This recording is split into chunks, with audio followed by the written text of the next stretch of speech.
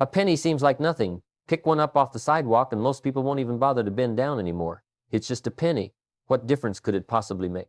But take that same penny and double it every day for 30 days. And by the end of the month, you're looking at over $5 million. The problem is, we can see the penny clearly enough, but we can't see the 5 million because it's hidden in the future, disguised as something insignificant today. Most people lose their lives one small compromise at a time. Not in some dramatic explosion where everything falls apart in a single afternoon, but in a quiet erosion so gradual they don't even notice it's happening. They skip the morning walk. They eat the extra slice of pie. They avoid the difficult conversation. They put off reading that book. And because nothing terrible happens immediately, they think they've gotten away with it. That's the great deception. Small mistakes don't announce themselves with sirens and flashing lights. They whisper, "It's okay, just this once." And then they whisper it again tomorrow, and the day after that, until just this once becomes your lifestyle, and you're standing there 5 years later wondering how you ended up so far from where you wanted to be. I once knew a man who had built a successful business over 20 years. Good company, solid reputation, hundreds of employees depending on him. When I met him, he was on the verge of bankruptcy. I asked him what happened, expecting to hear about some economic catastrophe or industry disruption. Instead, he looked at me with this exhausted expression and said, "Nothing happened. That's the problem. I just stopped doing the small things that built the business in the first place. Stopped making the calls. Started taking longer lunches. Let little problems slide. Hired people I knew weren't quite right. Each decision seemed so minor at the time." Then he said something I'll never forget. "I lost everything gradually, and then suddenly all at once." That phrase stuck with me. Gradually, then suddenly. That's how the human life tends to unravel when we're not paying attention. The weight doesn't appear overnight. The debt doesn't pile up in a week. The relationship doesn't fall apart because of one argument. The career doesn't stall because of one lazy afternoon. But string together enough lazy afternoons, enough avoiding the scale, enough interest payments on unnecessary purchases, enough harsh words spoken in frustration, and eventually the accumulated weight of all those small mistakes reaches a tipping point. The dam breaks. And everyone around you thinks it happens suddenly, but you know the truth. It's been breaking for years. You just refuse to see the cracks. The human mind has this fascinating ability to rationalize almost anything, especially when it comes to small mistakes. We tell ourselves stories that make us feel better. I work hard. I deserve this dessert. I'll read tomorrow when I have more time. One cigarette won't kill me. I'll call them next week. This little purchase won't hurt. And here's the thing, each of those statements is technically true. One dessert won't make you obese. Skipping one day of reading won't make you ignorant. One cigarette won't give you cancer. Delaying one call won't destroy a relationship. One impulse purchase won't bankrupt you. But that's not how life works, is it? Life doesn't judge you by what you do once. Life judges you by what you do repeatedly. Your life isn't shaped by what happens to you occasionally. It's shaped by what you do consistently, day after day, when nobody's watching and nothing dramatic is at stake. The small mistakes that seem so harmless are only harmless if they remain isolated incidents. The moment they become patterns, they become dangerous. The moment they become habits, they become your destiny. Think about the smoker for a moment. Nobody ever smoked one cigarette and dropped dead. The first cigarette is actually quite unpleasant for most people. Harsh, makes you cough, tastes terrible, but they persist because everyone else is doing it, or they want to look cool, or they think they can control it, and for a while, it seems like they're right. They can smoke and nothing bad happens. Days go by, weeks, months, years, still breathing fine, still going to work, still functioning normally. The mistake is repeated daily, but the consequence remains invisible, lurking somewhere in the future, accumulating interest on the debt that will eventually come due. Then one day, 20 years later, they're sitting in a doctor's office hearing words like emphysema or cancer, and they're shocked. How did this happen? But deep down, they know exactly how it happened. It happened one cigarette at a time. One small mistake, repeated daily, compounded over 2 decades until the error became irreversible. The tragedy isn't just the disease. The tragedy is that it was completely preventable. Every single morning for 20 years, they had a choice, and every single morning, they chose the cigarette. This same principle applies to every area of life, but we tend to see it most clearly in other people and remain blind to it in ourselves. We can spot the smoker's mistake easily. But what about our own repeated errors? What about the person who eats slightly more than they should at every single meal, not gorging themselves, just a little extra, just enough to satisfy the craving, just enough to make the moment more comfortable? Nothing happens today. Nothing happens this week. 6 months from now, they've gained 15 pounds and can't understand why. I don't eat that much, they insist. And they're right, they don't eat that much at any single sitting. But they eat that much every single day, multiple times a day. And the body keeps a perfect accounting system. It never forgets. It never forgives. It simply records and compounds. Or consider the person who spends just a little more than they earn. Not outrageous amounts. They're not buying yachts or mansions, just small things. An extra coffee here, a subscription service there, a slightly nicer car than they can comfortably afford, new shoes because they deserve something nice, dinner out because they don't feel like cooking. Each individual purchase is defensible. Each one seems reasonable in isolation. But add them up over a month, over a year, over a decade, and suddenly they're drowning in debt, working jobs they hate because they can't afford to leave, trapped by the accumulated weight of thousands of small financial mistakes. The pattern reveals itself everywhere once you start looking. The marriage that dies isn't killed by one major betrayal in most cases. It's killed by 1,000 small acts of neglect. The forgotten anniversary, the dismissive comment, the time spent on the phone instead of in conversation, the interest that wanes because maintaining it requires effort, the assumption that the other person will always be there, so there's no urgency to cherish them today. Each instance feels trivial. Each moment seems insignificant. But relationships are built in moments, and they die in moments too.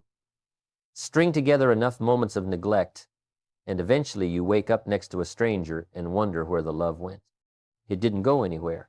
It was eroded, bit, by small mistakes repeated daily. The career that plateaus follows the same script. The person who does just enough to get by, who arrives right on time instead of a few minutes early, who does what's asked but never quite goes the extra mile, who avoids the challenging projects because they're comfortable where they are, who stops learning because they think they already know enough. Each day, the difference between them and the person who's climbing the ladder is almost invisible. But 5 years later, that person has been promoted 3 times, has doubled their income, has opportunities knocking on their door, while the person who made small mistakes repeatedly is still in the same position, complaining about bad luck and lack of opportunities. Here's what makes this whole thing so insidious. The same process that destroys lives through repeated small mistakes also builds lives through repeated small disciplines. The difference between success and failure, between health and disease, between wealth and poverty, between happiness and misery, is often found in the small things we do every single day. Not the dramatic gestures, not the New Year's resolutions that last 3 weeks, not the occasional burst of motivation that carries us for a moment, but the quiet, consistent, seemingly insignificant actions that compound over time into remarkable results. The biggest error we can make is thinking that small things don't matter. That's the error of errors, the mistake that gives birth to all other mistakes. Because once you convince yourself that the little things are insignificant, you've given yourself permission to neglect them. And neglect is a patient destroyer. It doesn't attack you all at once. It simply waits, accumulating evidence of your indifference until the structure collapses under its own weight. There's an old story about a farmer who built a beautiful fence around his property. Strong posts, tight wire, gates that swung smoothly on well-oiled hinges. He was proud of that fence. But as years went by, he noticed a post leaning slightly. "I'll fix that next week," he thought. Then a wire came loose in one section. "Not urgent," he told himself. A gate started to drag instead of swing. Still works well enough. Each individual problem was small, easily fixable if addressed immediately. But he kept postponing, kept telling himself these minor issues could wait. 5 years later, the entire fence needed to be replaced. What would have taken an afternoon to maintain had turned into weeks of work and thousands of dollars in materials. The fence didn't fail because of one catastrophic event. It failed because of consistent, daily neglect of small problems that grew into big ones. That's exactly how most of us manage our lives. We see the loose wire, the leaning post, the dragging gate, but we convince ourselves it can wait. After all, the fence is still standing. The system is still functioning. Everything seems fine on the surface, but underneath, the deterioration is continuous, relentless, and completely predictable. The only question isn't whether it will collapse, but when. Now, here's the truth that most people don't want to hear. The things that are easy to do are also easy not to do. That's the whole game right there. Reading 10 pages of a good book is easy to do. It's also easy not to do. Taking a 30-minute walk is easy to do. It's also easy not to do. Saving $100 from your paycheck is easy to do. Telling someone you appreciate them is easy to do. It's also easy not to do. And because these disciplines are easy not to do, that's exactly what most people choose. Not consciously. Not as part of some grand plan to sabotage their own lives, but through a series of small, seemingly inconsequential decisions repeated over and over until they become automatic. Let's break down what a wasted day actually looks like, because most people who waste their lives don't think they're wasting anything. They're just living normally. They wake up, maybe hit the snooze button a couple times because those extra 15 minutes of disrupted sleep seem valuable in the moment. They skip breakfast or grab something quick and unhealthy because they don't have time for anything else. They consume their morning scrolling through social media or watching the news, filling their mind with information that does nothing to improve their circumstances. They go to work and do just enough to avoid getting fired, but not enough to get promoted. They come home tired, not because they've been physically exhausted by the day's work, but because they've been mentally drained by a job that doesn't inspire them. They eat more than they need because food provides comfort. They watch television or scroll their phone some more because they need to relax. They go to bed too late, which guarantees they'll be tired tomorrow, which guarantees tomorrow will look exactly like today. Now, multiply that day by 7 and you have a wasted week. Multiply it by 52 and you have a wasted year. Multiply it by 10 and you have a wasted decade. And at the end of that decade, the person looks around confused, wondering why their life hasn't improved, why they're still struggling with the same problems, why they haven't achieved any of the dreams they once held. But there's no mystery. They planted seeds of mediocrity every single day and then acted surprised when they harvested a crop of disappointment. The most dangerous small mistake we make is breaking promises to ourselves. Not promises to others. Most of us work fairly hard to keep those because there's social pressure and consequences. But promises to ourselves, those we break casually, repeatedly, without a second thought. I'm going to start exercising tomorrow. Tomorrow comes and we don't. I'm going to stop eating sugar. We stop for 3 days and then cave. I'm going to save money this month. We save for a week and then see something we want. I'm going to be more patient with my kids. We're patient until we're tired and then we snap. Every time you break a promise to yourself, you're teaching yourself that your word means nothing. You're programming your subconscious mind to believe you can't be trusted. You're building an identity of someone who talks about change but never follows through, and this becomes a self-fulfilling prophecy. The more you prove to yourself that you won't keep your commitments, the less likely you are to even try. Why bother making promises when you know you won't keep them? Why set goals when you know you'll quit? Better to just accept that this is who you are and stop pretending you're going to change. That's the voice of accumulated small mistakes talking. That's what happens when errors compound over years until they solidify into an identity. The person becomes their mistakes rather than someone who occasionally makes mistakes. And once that happens, change becomes exponentially harder because now you're not just fighting the behavior, you're fighting your sense of self. But here's where the story takes a turn, because this same principle works in reverse. If small mistakes repeated daily create big problems, then small disciplines repeated daily create big success. It's the same mechanism, just running in the opposite direction. The wealthy person isn't wealthy because they made one brilliant investment. They're wealthy because they saved and invested consistently over decades. The healthy person isn't healthy because they went to the gym once. They're healthy because they've moved their body regularly for years. The wise person isn't wise because they read one book. They're wise because they've consumed knowledge consistently throughout their lifetime. Think about it. Someone who reads just 10 pages a day will finish roughly a book every 2 weeks. That's 25 books a year. In a decade, that's 250 books. Nobody who has read 250 good books is the same person they were when they started. The knowledge compounds.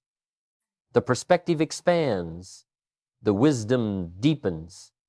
And it all came from the simple discipline of reading 10 pages a day, which takes maybe 15 minutes. 15 minutes a day over 10 years transforms a person completely. Or consider wealth. Someone who saves just $10 a day, the cost of lunch out, instead of packed from home, that's $300 a month. Invested with modest returns over 30 years, that's over $300,000. A fortune built on the discipline of $10 a day. The person who does this doesn't feel like they're sacrificing anything significant. $10 is nothing, but compounded over time, nothing becomes everything. The same applies to relationships. A couple that spends just 15 minutes a day in real conversation, without phones or television or distractions, is investing over 90 hours a year in their relationship. That's 2 full work weeks of connection. Over a lifetime, that's thousands of hours of intimacy, understanding, and partnership. The marriages that last aren't maintained by grand romantic gestures. They're maintained by small, consistent acts of attention and care. This is what successful people understand that others don't. Success isn't about making huge changes or having incredible willpower or waiting for perfect conditions. Success is about identifying the simple disciplines that, if practiced daily, will eventually produce the results you want, and then doing those disciplines whether you feel like it or not. The feeling is irrelevant. The action is everything. Watch a successful person's morning routine and you'll see the same boring activities repeated day after day. They wake up at the same time. They exercise. They read. They plan their day. They eat a healthy breakfast. They're not doing anything magical or mysterious. They're simply doing the easy things that are also easy not to do, except they're actually doing them. And they're doing them when they don't feel like it, when it's inconvenient, when they'd rather stay in bed or skip the workout or grab fast food instead of preparing something nutritious. The unsuccessful person looks at this routine and thinks it's too simple to matter. They're waiting for the secret, the shortcut, the hack that will give them results without the boring consistency. So they search for the next diet that promises rapid weight loss without changing their habits. They look for the investment that will make them rich overnight. They want the relationship advice that will fix everything without requiring daily effort. And while they're searching for shortcuts, the successful person is simply doing the small things day after day, letting compound interest work its magic. Here's the part that most people miss. The character cost of repeated small mistakes is even greater than the practical cost. Yes, you lose your health, your wealth, your relationships, your opportunities.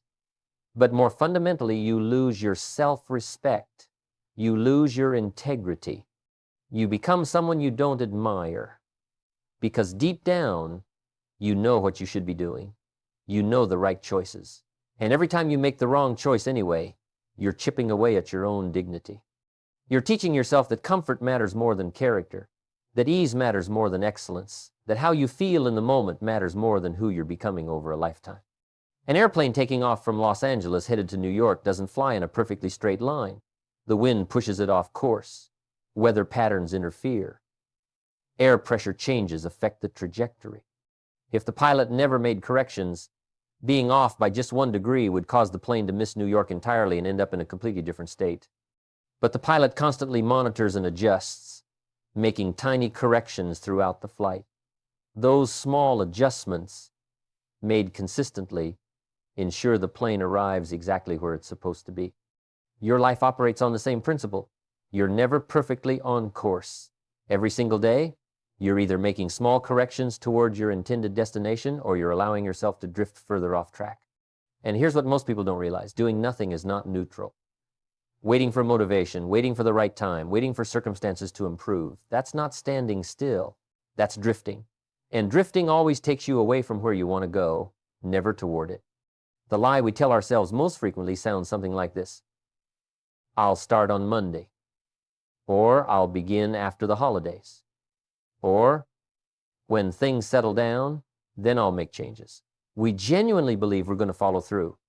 We have every intention of starting that diet, beginning that exercise program, launching that business, having that difficult conversation, making that change.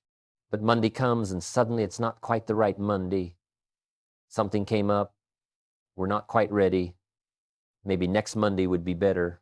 And next Monday becomes next month, which becomes next year, which becomes never. The truth is simple and uncomfortable. There will never be a perfect time. Conditions will never be ideal. You will never feel completely ready. The only difference between the person who changes and the person who stays stuck is that one of them starts before they're ready and the other one waits for a readiness that never arrives.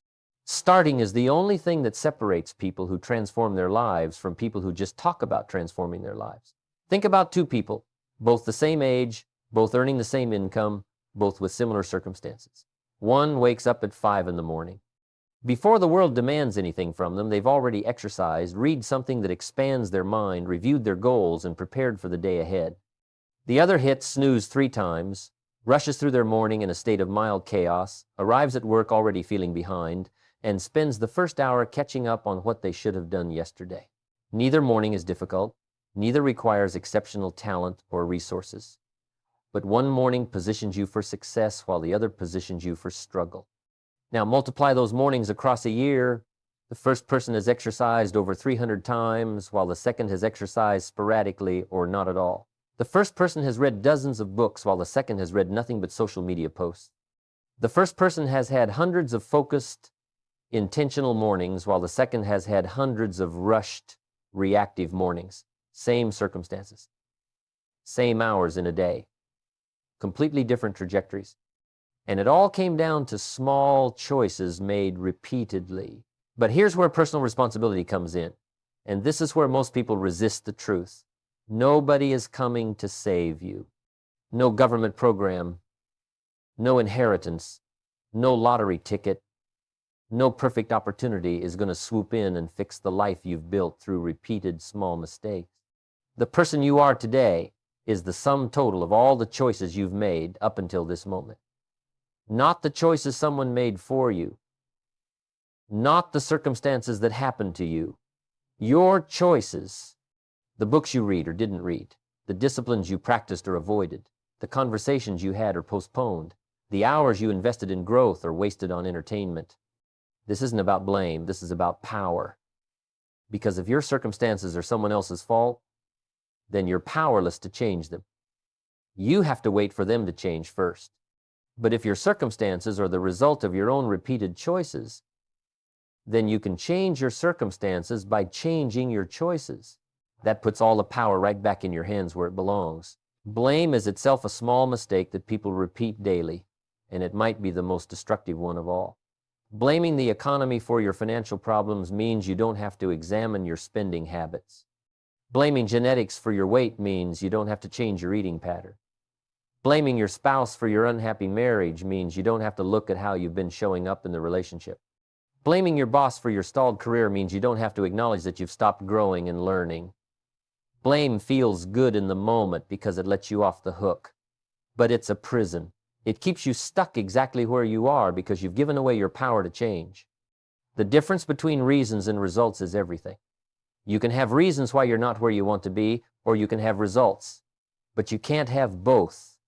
The person with reasons can explain in great detail why they're broke, overweight, unhappy, or stuck.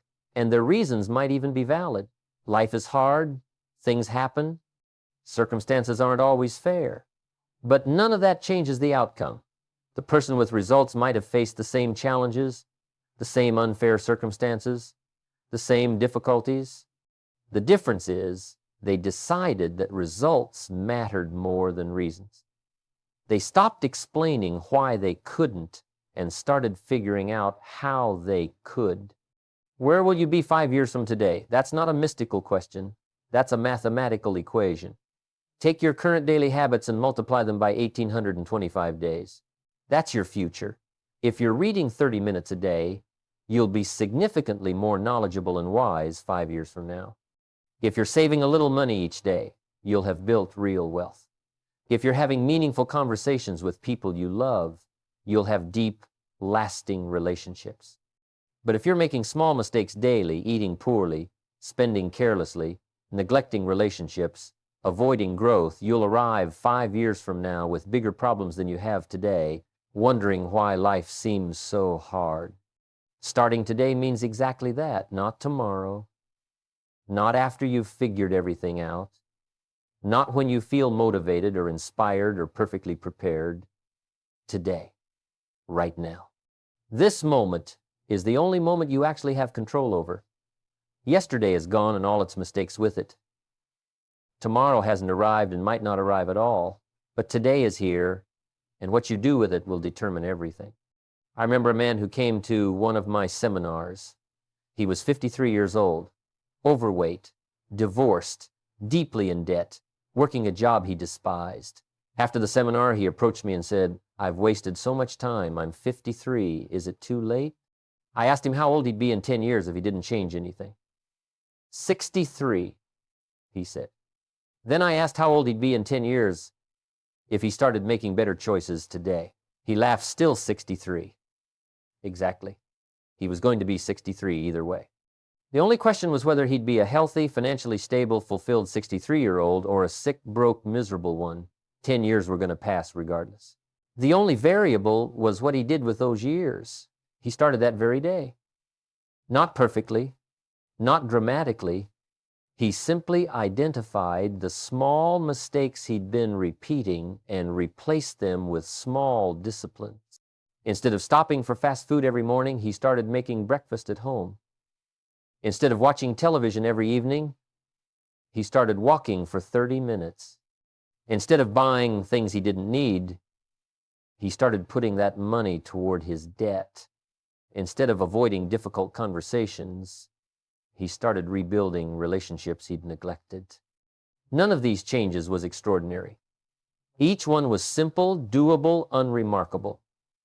But compounded over time, they transformed his entire life. The key is replacement, not just removal. You can't just stop a bad habit and leave a vacuum. Human beings don't do well with emptiness. We fill it with something. If you're going to stop wasting your evenings on mindless entertainment, you need something meaningful to replace it with. If you're going to stop emotional eating, you need a different way to handle stress. If you're going to stop procrastinating, you need to build a structure that makes action automatic. The person who tries to quit smoking without replacing cigarettes with something else will almost always fail. But the person who replaces smoking with exercise or a new hobby or a support group has a fighting chance because they're not just removing, they're rebuilding. Make a list. Write down the small mistakes you've been repeating. Be honest.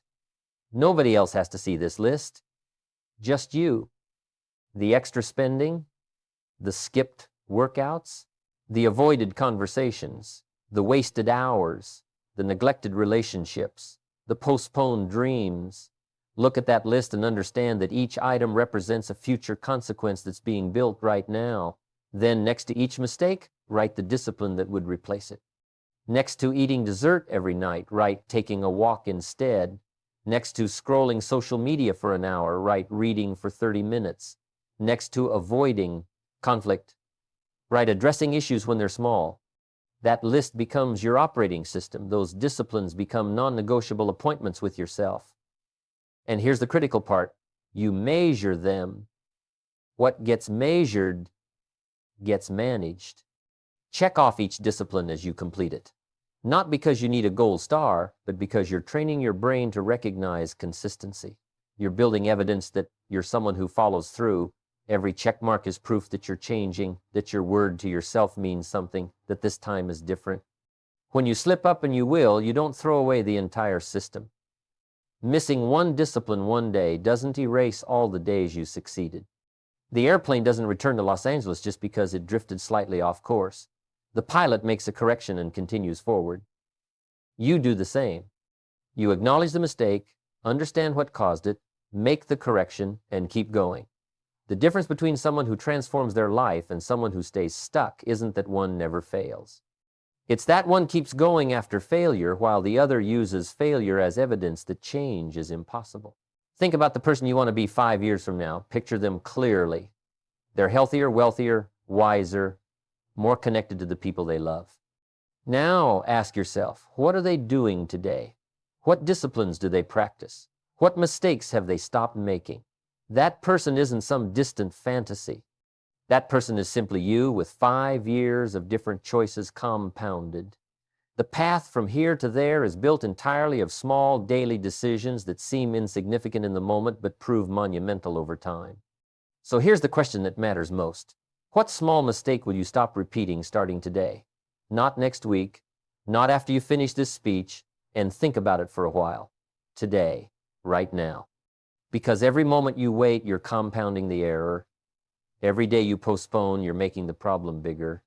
Life becomes easier when you make better choices and harder when you make worse ones. That's not a theory. That's a law as reliable as gravity.